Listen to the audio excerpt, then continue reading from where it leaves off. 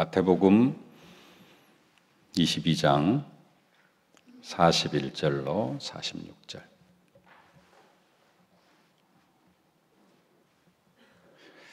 함께 봉독하겠습니다. 바리새인들이 모였을 때 예수께서 그들에게 물으시되 너희는 그리스도에 대하여 어떻게 생각하느냐? 누구의 자손이냐? 대답하되 다윗의 자손이니이다. 이르시되 그러면 다윗이 성령에 감동되어 어찌 그리스도를 주라 칭하여 말하되 주께서 내 주께 이르시되 내가 네 원수를 네 발 아래에 둘 때까지 내 우편에 앉아 있으라 하셨도다 하였으나 그리스도를 주라 칭하였은즉 어찌 그의 자손이 되겠느냐 하시니 한마디도 능히 대답하는 자가 없고 그 날부터 감히 그에게 묻는 자도 없더라. 아멘. 방송실 화면이 계속 다 안 나오나요? 컴퓨터가요? 오늘 성경 구절이 안 나오는 것 같습니다. 밖에 가면은 오늘 메시지 있거든요. 혹시 안 받으신 분 계십니까? 다 가지고 계신가요? 그럼 메시지 보면서 성경 구절들이 좀 많이 있기 때문에 메시지 종이 참조하시면서 함께 말씀 나누도록 하겠습니다. 오늘 메시지 제목이 다윗의 자손입니다. 다윗의 자손. 다윗의 자손 하면은 구약의 이스라엘 백성들, 예수님 당시에도 그렇고요. 유대인들에게 메시아, 모든 유대인들은 메시아 사상이 있거든요. 메시아를 기대하는, 그리스도를 기대하는 사상이 있어요. 근데 그 메시아를 다른 말로 딱 한마디로 표현하면은 유대인들에게 있어서는 다윗의 자손입니다. 다윗의 자손 이꼴 메시아, 다윗의 자손 이꼴 그리스도예요. 네.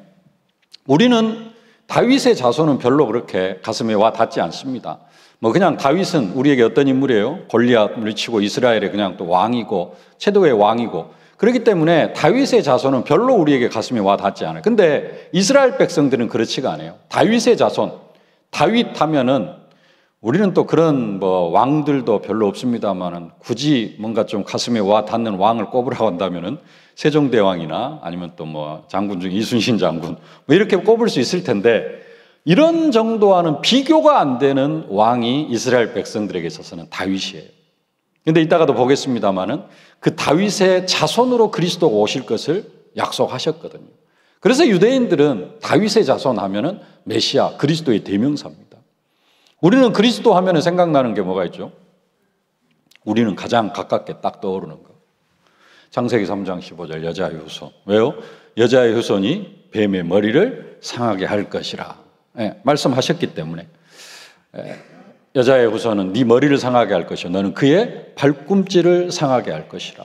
그래서 이 언약대로 그리스도께서 여자의 후손으로 오셔가지고 뱀의 머리, 십자가에 죽으시고 부활하심으로 뱀의 머리, 사단의 머리를 완전히 깨트리시고 우리에게 참된 승리를 주셨습니다. 그래서 우리는 그리스도 하면은 여자의 후손. 여자의 후손으로 오는데 또 어떻게 오셨어요? 그 여자의 후손의 성취로 오시기 위해서 동정녀 마리아의 몸을 통해서 오셨죠. 이렇게 오실 것을 또 구약에 친히 약속하셨습니다. 이사야 7장 14절 함께 한번 봉독하실까요? 그러므로 주께서 친히 징조를 너희에게 주실 것이라. 보라, 처녀가 잉태하여 아들을 낳을 것이요 그 이름을 임마누엘이라 하리라. 여자의 후손 임마누엘, 처녀가 잉태하여 아들을 낳을 것이다. 이게 그리스도 하면은 우리는 우리의 가슴에 딱 꽂혀 있습니다. 또 한 가지 그리스도의 대명사로 하나를 더 든다면은 양의 피 바른 날 내가 너희를 넘어가리라. 이게 또 우리에게 은혜가 되는 이유는 우리 민족이 너무 우상숭배하다가 어디에 빠져 살았어요? 저주와 재앙 가운데 빠져 살았어요. 근데 피를 바를 때 저주와 재앙이 넘어간대. 그리스도 예수 피를 바를 때 저주와 재앙이 넘어간대요. 그러니까 양의 피, 우리는 그리스도 하면은 양의 피, 이런 부분들 우리에게 가슴 속에 남아 있습니다. 그리고 예수님이 그 양 잡는 날, 이스라엘 백성들이 애굽에서 400년 동안 종살이를 했는데 양의 피를 바를 때 저주와 재앙이 넘어가고 이스라엘 백성들이 애굽의 400년 종살이를 해방시켰습니다. 그리고 그 애굽에서 해방을 기념하면서 이스라엘 백성들이 해년마다 중간에 많이 끊기긴 했습니다만은 유월절을 지키는데 유월절 그 양 잡는 날 예수님께서 십자가에 못 박혀 죽으셨습니다. 그러면서 십자가에 못 박혀 죽으시기 전날 밤 예수님께서 뭐라고 말씀하셨어요? 떡을 떼어주면서 이 떡은, 이 빵은 내 살이다.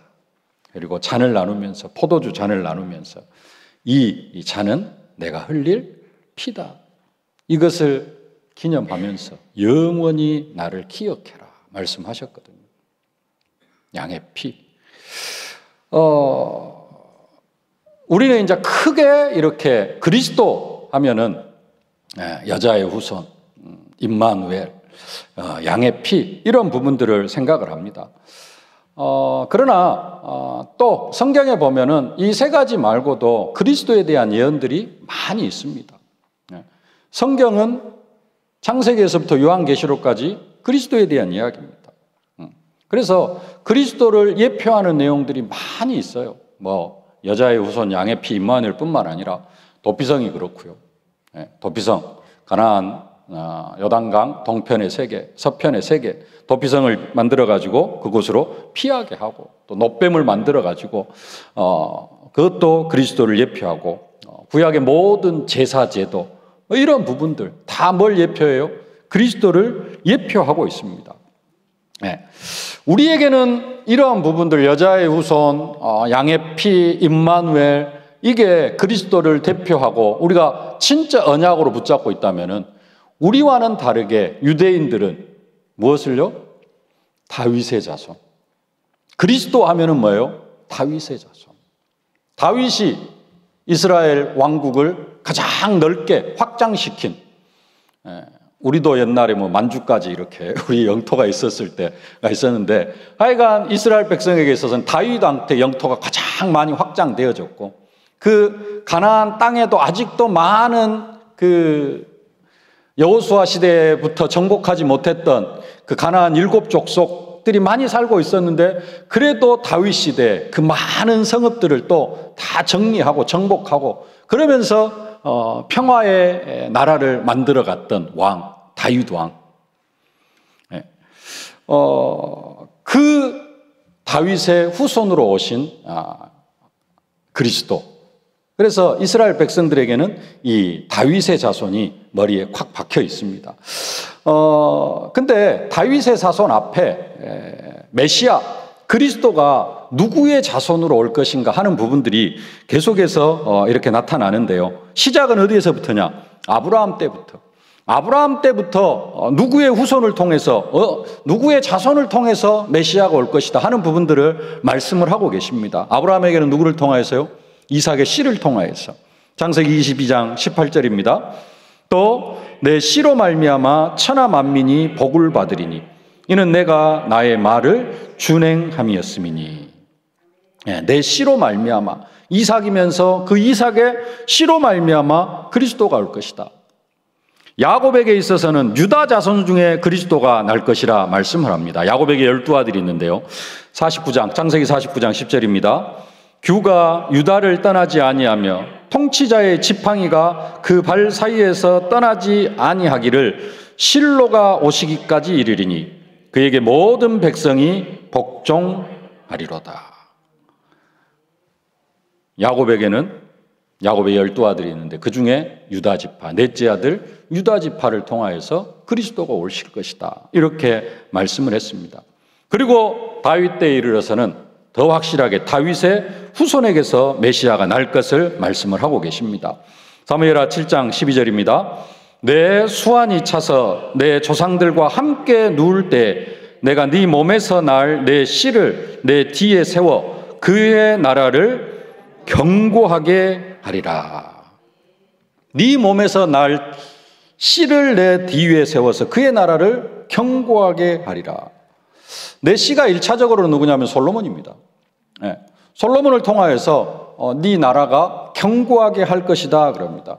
근데 이 나라를 단순하게 견고하게 하는 정도로 끝나는 게 아니라 사무엘하 7장 16절에 보면은 사무엘하 7장 16절 봉독하십시다. 네 집과 네 나라가 내 앞에서 영원히 보존되고 네 왕위가 영원히 견고하리라 하셨다 하라. 솔로몬의 왕위는 영원히가 안 돼요. 근데 여기에는 뭐라고 말씀하셔요? 내 집과 네 나라가 영원히 보존되고 네 왕위가 영원히 견고하게 서리라. 솔로몬으로 끝납니다. 그리고 자기 아들 때에서는 나라가 쪼개지고, 그래서 영원히가 안 되는데 여기는 뭐라고 말씀하셔요? 영원히. 그래서 아까 그 위에 7장 12절에 네 씨, 이 씨가 누구를 의미한다? 예수 그리스도를 의미한다라는 겁니다. 그래서 다윗의 자손 이야기하면 그것은 메시아, 그리스도를 의미하게 되어지는 것입니다. 신약 성경 곳곳에도 그리스도가 다윗의 자손으로 오실 것을 말씀합니다. 마태복음 1장에 족보가 나오는데요. 족보는 어떤 의미가 있냐면은 지금까지의 역사를 싹 정리를 해줍니다. 역사를 정리하고 그 족보의 마지막, 그 족보가 가리키는 마지막 사람 있죠? 그 마지막 사람을 통하여서 새로운 역사가 진행되어질 것을 말씀하시는 게 족보입니다. 그래서 마태복음 1장에 족보가 나오는 것은 당연한 거예요. 마태복음 1장의 족보는 아브라함 때부터 누구까지? 예수 그리스도까지. 그래서 구약 시대를 완전히 정리하고 예수 그리스도를 통하여서 새로운 시대가 열릴 것을 말씀하시는 게 마태복음 1장의 족보입니다. 근데 그 마태복음 1장에 마태가 족보를 기록하면서 그 첫 서두를 뭐라고 이야기하느냐? 아브라함과 다윗의 자손 예수 그리스도의 세계 계보라.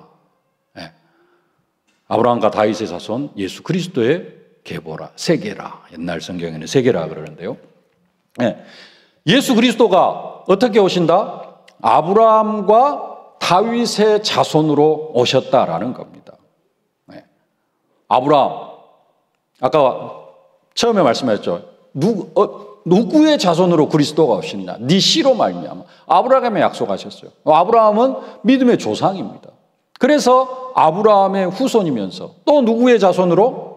다윗의 자손으로. 그래서 마태복음 1장에 쭉 보면은 그 사울 왕 다윗 해가지고 다윗 아래로 다 왕들입니다. 근데 마태복음 1장 족보에 유독 다윗에게만 이새에게서 다윗 왕을 낳으니라 그래요. 다윗은 솔로몬을 낳고 솔로몬은 누굴 낳고 쭉 나오는데 그 아들들도 다 왕이에요. 근데 유독 다윗에게만 마태복음 1장에서 왕이라는 칭호를 붙여요. 그 말은 무슨 말이냐? 그리스도가 다윗의 자손으로 오시면서 특별히 그 다윗에 뭘 가지고 오시는 거예요? 왕권을 가지고 오시는 겁니다. 특별히 그래서 그리스도가 뭘로 오시는? 다윗의 후손으로 오시는 것을 이야기하는 것이 마태복음 1장의 족보예요. 또 마태복음 1장 1절이 그렇고요. 누가복음 1장 27절에 예수의 아버지가 요셉인데 이 요셉을 소개하면서도 이 요셉이 누구다? 다윗의 자손인 것을 이야기를 합니다. 누가복음 1장 27절 함께 봉독하겠습니다. 다윗의 자손 요셉이라 하는 사람과 약혼한 처녀에게 이르니 그 처녀의 이름은 마리아라. 이 요셉과 마리아 사이에서 누가 태어나요? 예수님이 태어납니다. 성령으로 잉태되어지긴 하셨지만은 요셉과 마리아에게 사이에서 예수님이 태어나시는데 그 육신의 혈통에 혈통도 아닙니다만 하여간 부부 관계가 형성되어 오니까 요셉을 이야기하는데 그 요셉도 누구다? 다윗의 자손이다라고 그렇게 이야기를 합니다. 이걸 통해서 그리스도가 뭘로 오셨다? 다윗의 자손으로 오셨다 그럽니다. 로마서 1장에 복음을 이야기합니다. 복음은 하면서 복음을 설명을 하는데 그 복음이 누구예요? 그리스도를 가리킵니다. 거기에서도 다윗의 혈통으로 오신 것을 강조해요. 로마서 1장 2절로 3절 함께 봉독하겠습니다. 이 복음은 하나님이 선지자들을 통하여 그 아들에 관하여 성경에 미리 약속하신 것이라. 그 아들에 관하여 말하면 육신으로는 다윗의 혈통에서 나셨고, 다윗의 혈통에서 나신 걸 강조해요. 우리는 그리스도 이야기하면 뭘 강조해야 돼요? 선지자, 제사장, 왕 강조하잖아요. 근데 유대인들에게 있어서는 그것보다도 뭐가 더 중요해요? 다윗의 혈통으로 나신 게 더 중요해요. 유대인들은 이 다윗의 혈통, 다윗의 자손이 너무 중요한 겁니다.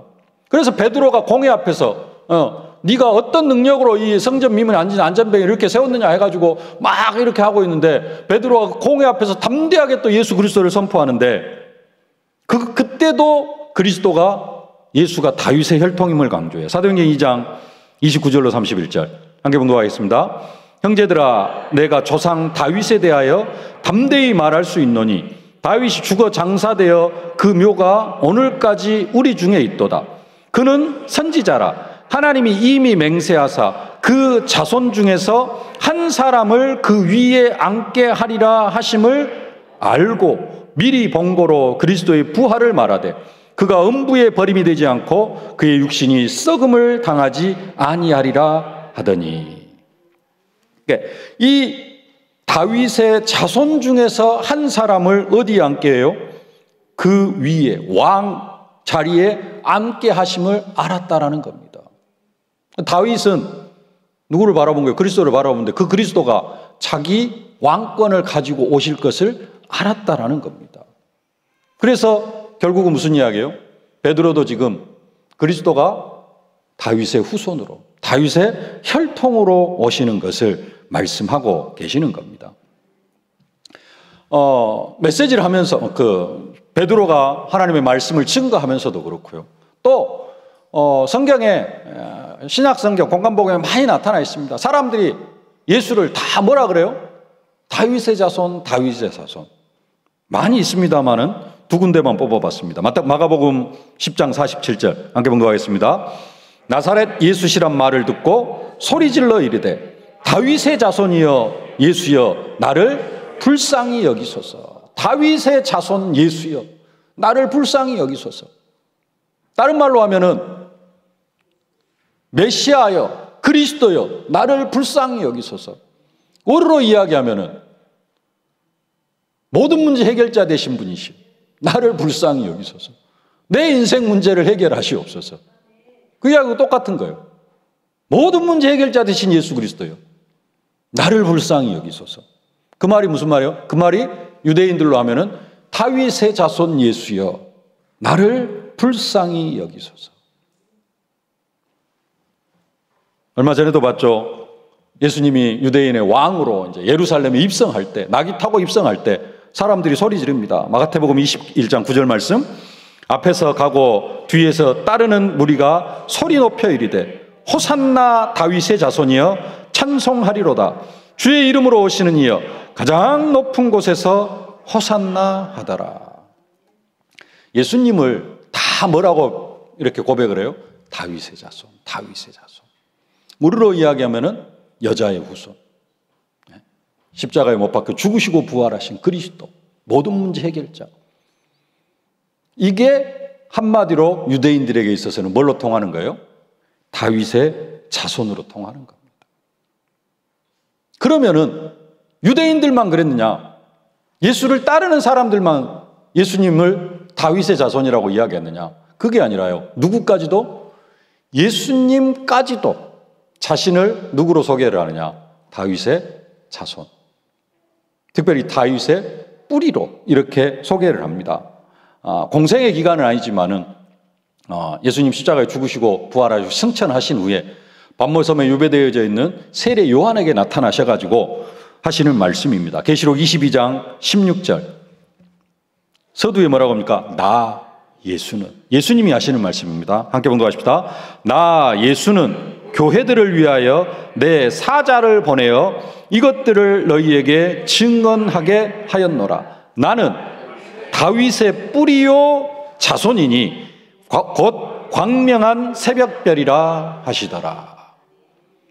나 예수는, 나는 다윗의 뿌리요 자손이다. 예수님이 직접 하신 말씀입니다.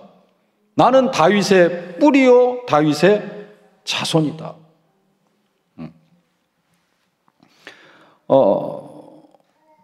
계시록 5장 5절도 보시겠습니다.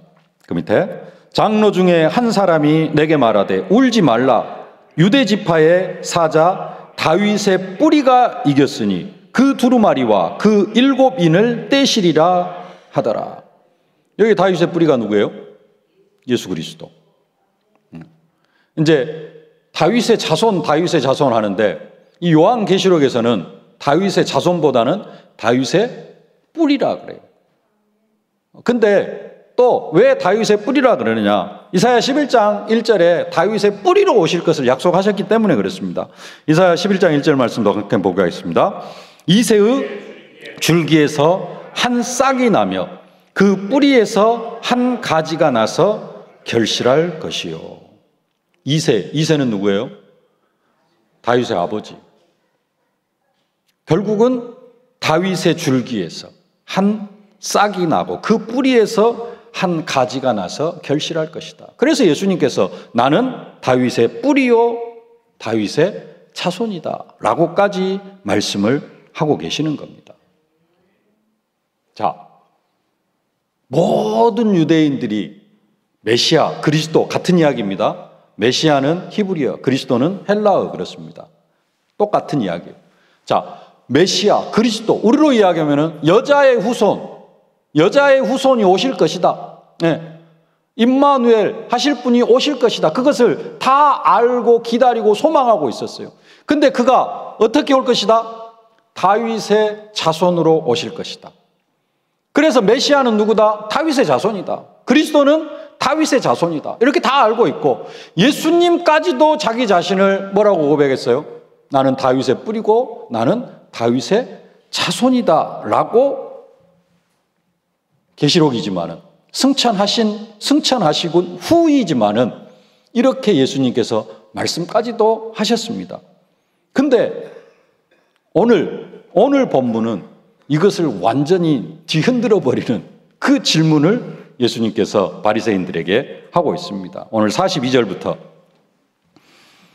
45절까지 함께 본거하겠습니다.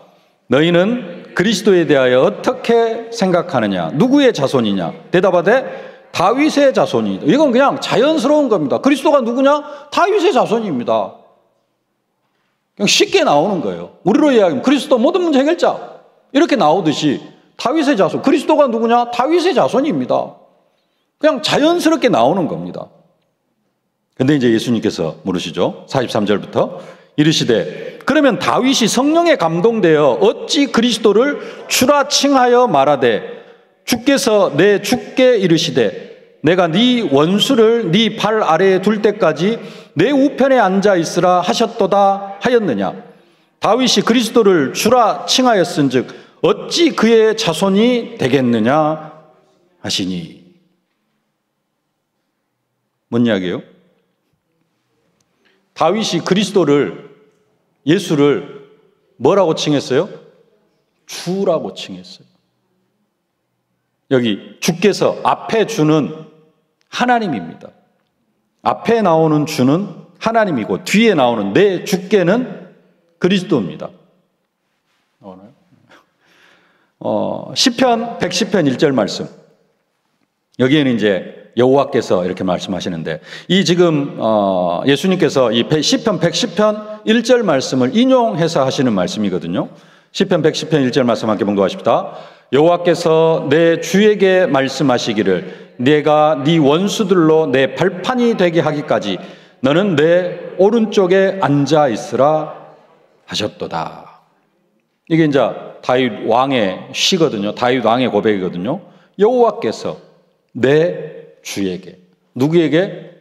예수님께, 여호와께서 그리스도께 말씀하셨다라는 겁니다. 근데 그 그리스도를, 그 예수님을 다윗이 뭘로 고백을 했어요? 주로 고백을 했어요. 주.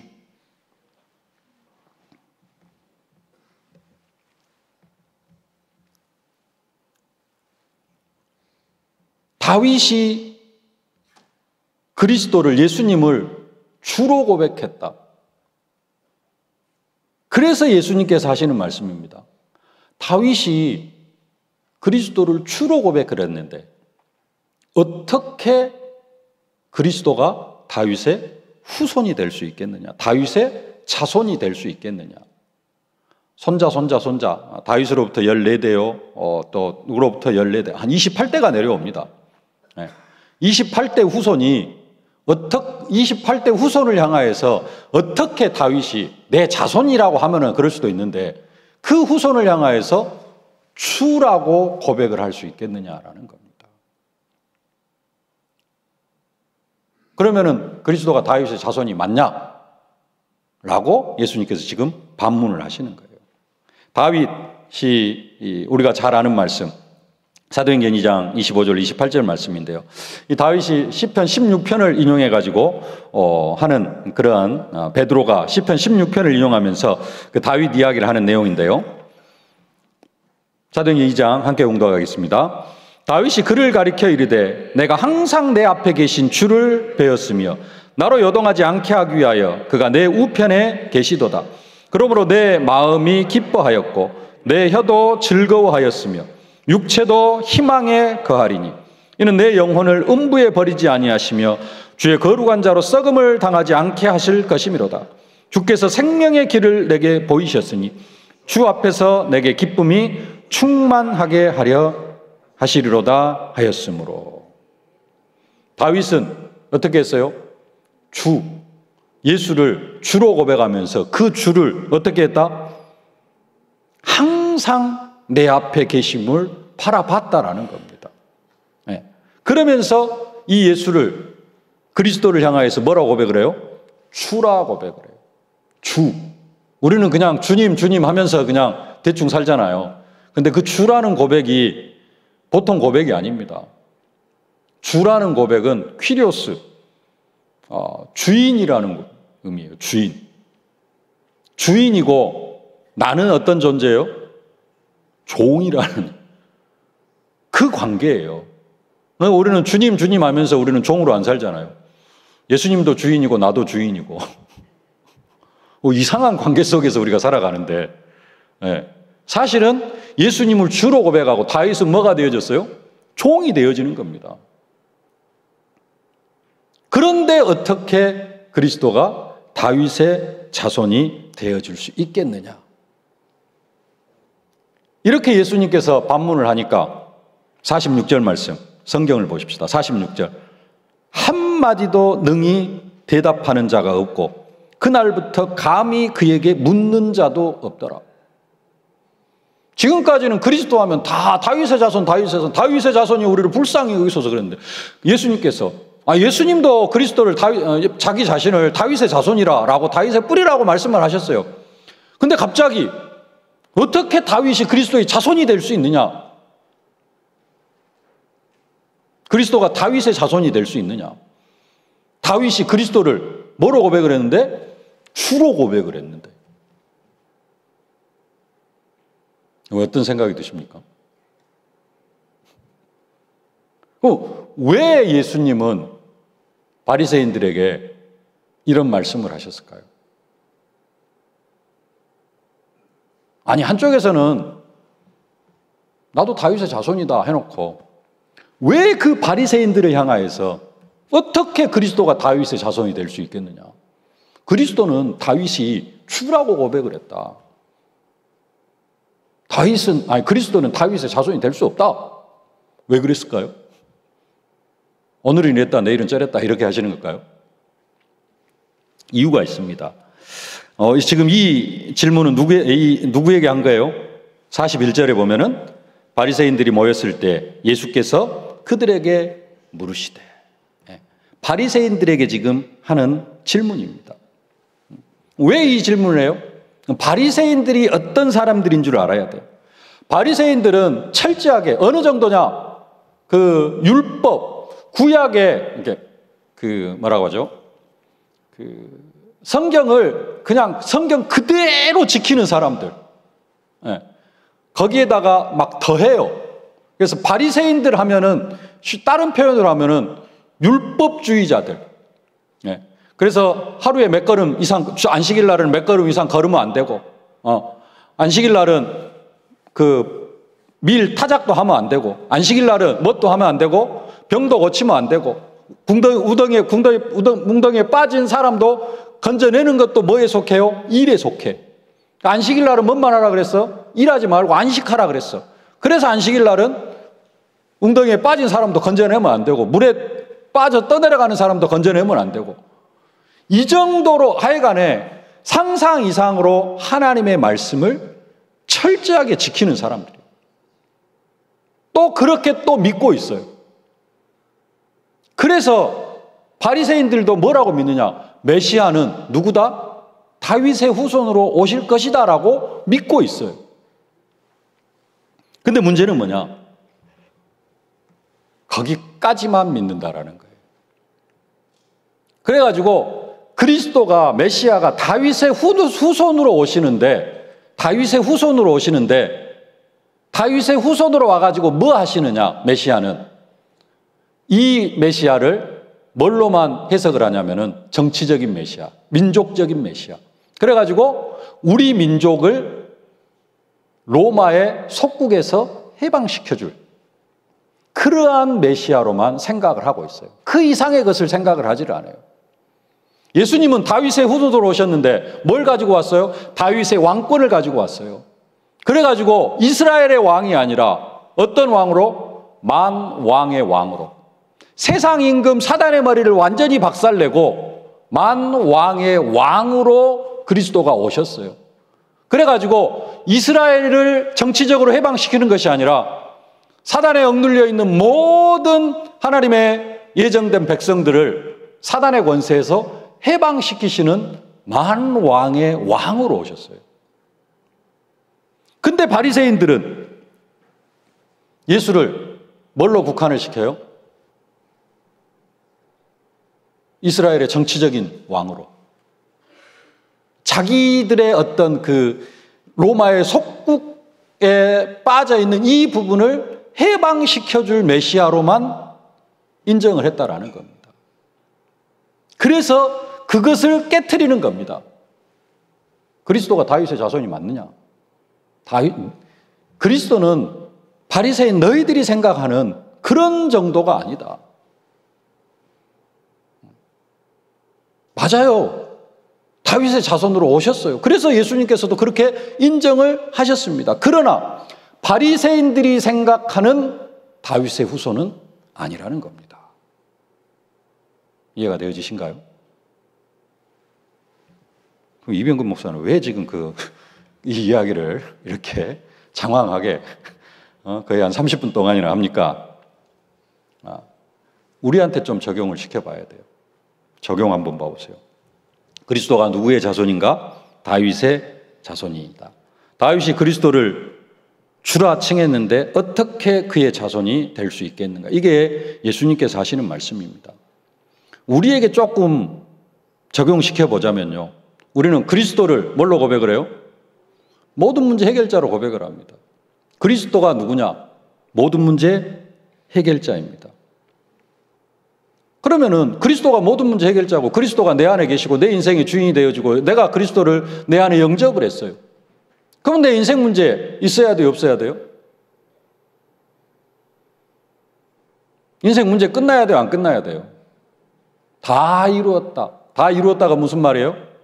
It is finished. 끝났다. 다 끝냈다. 근데 끝났어요? 안 끝났어요? 그러면 그리스도가 모든 문제 해결자 아니네요.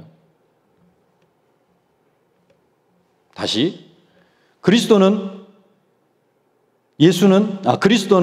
다윗의 혈통으로 오셨어요. 그래서 다윗의 자손이 맞습니다. 근데 바리새인들이 생각하는 그런 다윗의 후손, 이스라엘 민족을 해방시키고 로마의 그 100년의 식민지 속에 빠져있는 그 이스라엘을 해방시킬 다윗의 후손으로 오신 게 아니라는 거예요. 그럼 우리에게 적용을 해봅시다. 그리스도는 모든 문제 해결자 맞아요. 예수님께서 자기 자신을 다윗의 후손이라고 인정하는 것처럼 그리스도는 모든 문제 해결자 맞습니다. 근데 우리도 그 바리새인들의 어떤 그 사상에 빠질 수가 있어요. 뭐냐? 교회 다니는 이유와 목적이 어디에 국한되어져요? 인생 문제 해결받는 데 빠지는 그게 우리가 신앙생활하는 목적이라고 한다면은 바리새인들이 우리를 로마의 식민지에서 해방시키는 그러한 다윗의 자손으로 고백하는 것과 조금도 다를 게 없다라는 거예요. 그리스도는 왜 우리의 인생 모든 문제를 해결하셨어요? 인생 모든 문제 해결이 중요한 게 아니고, 그것도 중요하죠. 왜 그러면 우리의 인생 모든 문제를 해결하시려고 그렇게 십자가에 못 박혀 죽으시고 부활하셨어요? 우리를 증인으로 만드시려고. 우리를 증인으로 만드셔가지고 뭐 하게 하시려고? 지난주 말씀, 모든 민족, 만민, 땅끝, 어린 양을 살리게 하려고. 근데 내 자신이 모든 민족, 만민, 땅끝, 어린 양에는 관심도 없어. 예수님이 왜 십자가에 못 박혀 죽으셔요? 모든 민족, 만민, 땅끝까지 마가다락방 교회를 세워가지고 이 마가다락방 교회를 통하여서 모든 민족, 만민, 땅끝, 예루살렘, 온 유대, 사마리아 땅끝까지 이르러 증인으로 만들어 가시려고 예수님 십자가에 못 박혀 죽으시고 부활하시는데, 바리새인들은 뭔만 생각하고 있어요? 이스라엘의 해방, 민족의 해방. 우리가 하나님의 백성이고 우리가 선민인데 저 개 돼지 같은 것들한테 우리가 100년씩이나 지배를 받고 살아야 되느냐? 하나님 이게 있을 수가 있는 일입니까? 우리를 해방시켜 주십시오. 근데 하나님 어떻게 하셔요? 나라를 완전히 없애버려요. 너희들은 안 돼. 2000년 동안 유리방황하는 민족으로 만들어버려요. 그리스도 모든 문제 해결자 맞는데 우리의 관심이 어디에밖에 없어요? 내 인생 문제 해결, 내 자녀 문제 해결에 밖에 없어. 그럼 어떻게 해요? 그 뒤에는 말하면 안 되고. 그래서 우리의 방향과 관심을 어디로 돌려야 돼요? 모든 민족, 만민, 땅끝, 렘넌트. 그래서 멀리는 가지 못한다 할지라도 교회 안에 237 치유 서밋, 이걸 위하여서 세 가지 뜰, 기도의 뜰, 아이들의 뜰, 이방인의 뜰이 세워져야 되고, 이걸 위하여서 뭐가 선포되어졌어요? 금토일 시대가 선포되어졌다라는 겁니다.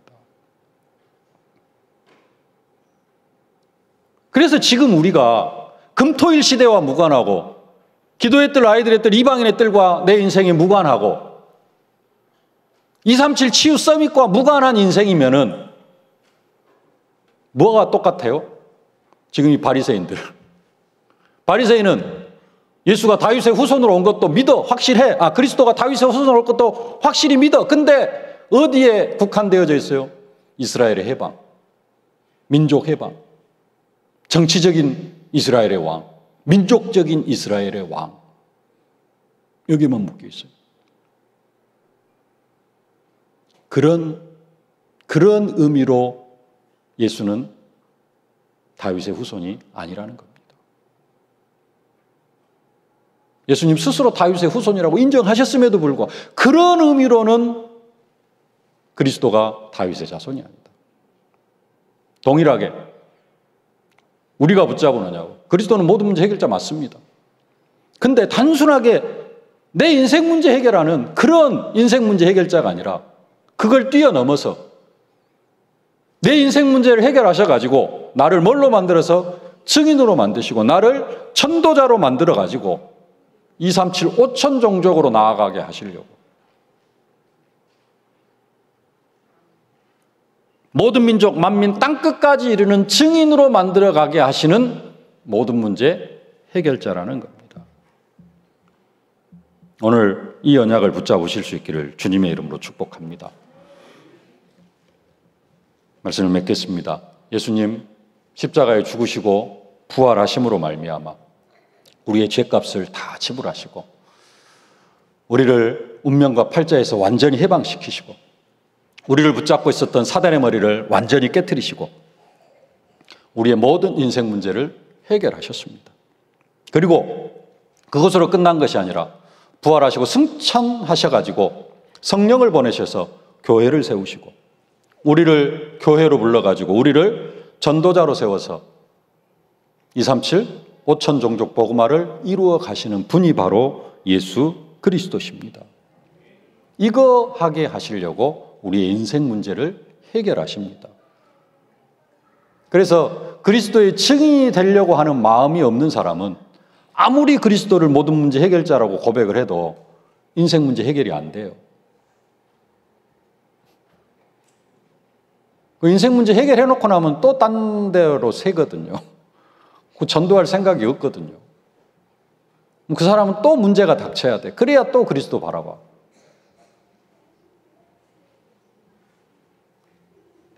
오늘 예수님께서 바리새인들을 향하여서 그 메시아가 다윗의 자손이 아니다 라고 말씀을 하셨습니다. 우리를 향하여서도 맞는데, 그리스도가 모든 문제 해결자 맞는데 그리스도 모든 문제 해결자 아니다 라고 들려질 수 있는데요. 좀 어떻게 보면 좀 깊이 있는 말씀이고 어떻게 보면 이해하기 쉬운 말씀인데 여러분들 좀 깊이 묵상하다가, 특별히 이번 주간이 선교사 합숙이 있고 선교대회가 있고 다음 주는 선교 주일로 지키는 그러한 한 주간, 최고 축제의 주간입니다. 정말 237 5천 종족을 가슴에 품고 예수님이 왜 십자가에 못 박혀 죽으시고 부활하셨는가, 내 인생 문제 해결을 넘어서서 237 5천 종족을 가슴에 품는, 특별히 또 강소환 선교사님 오셨고 싱가포르에서 이블린 사역자 왔고요.